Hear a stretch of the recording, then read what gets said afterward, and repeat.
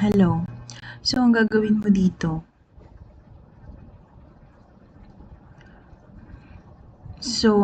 gawin natin dito, una, hanapin natin yung support reaction each member. So, kapag nakita mo to, roller to, which means perpendicular lang siya. Perpendicular siya sa surface. Ito naman, kapag nakakita ka ng ganito, pin siya. Kapag pin, parehas siyang may X and Y. Yan. Tapos, kailangan natin mag-moment sa point kung saan madami siyang unknown.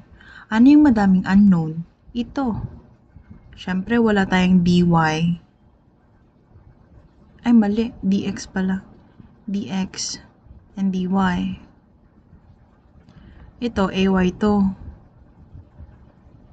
Kasi kapag nag-moment tayo sa point B, makukuha natin si ay. Eh kapag nag-moment tayo dito sa point A, di ano din lang, may two unknowns din lang dito, 'di ba? So kailangan natin mag-moment sa D, moment T. Hirap magsulat ng sa laptop. Ayun.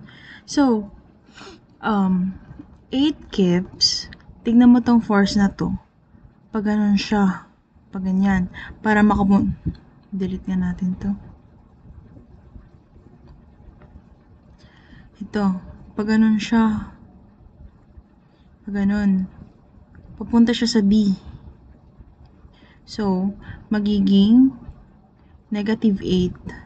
Bakit negative 8? Kasi, counterclockwise siya. Ayun, counterclockwise. Pag ganun siya, tingnan pababa, itadrag niya yung pag ganun papunta. Hindi naman pwedeng gaganon siya, di ang layo na nun. So, dito. Tapos, di ba, ang formula niyan is force times distance. So, ita-times mo sa distance, which is 3. Ayan. O, next, ito, 45 kips.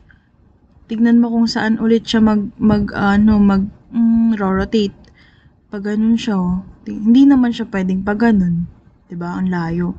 So, ganito siya. So, kapag nagganon siya, ano to? This is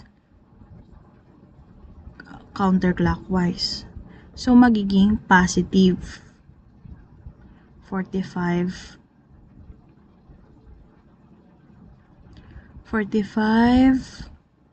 kips. Tapos, ano mo yung distance nila. Itong 45 dito, i-times mo sa distance dito. So, 4. Yan. So, next force naman tayo. 16 kips. Papunta ulit siya dito sa D. So, pag ganun, ano yun? Counterclockwise. So, positive 16. Sorry. Tapos, ilan yung distance dito?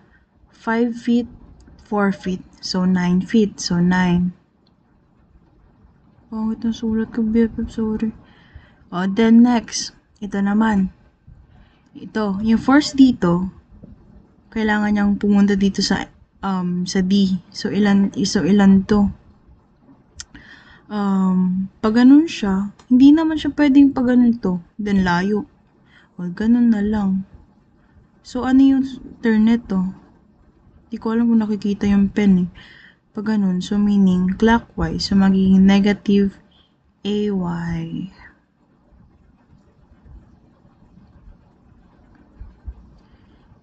Negative AY siya. Yung distance niya. Ito, assumption lang to kasi pwede itong pababa. So, ilan yung distance niya papunta sa D? 3 plus 5, 8. Hindi pa alam mag-plus 3 plus 5 plus 4, 12.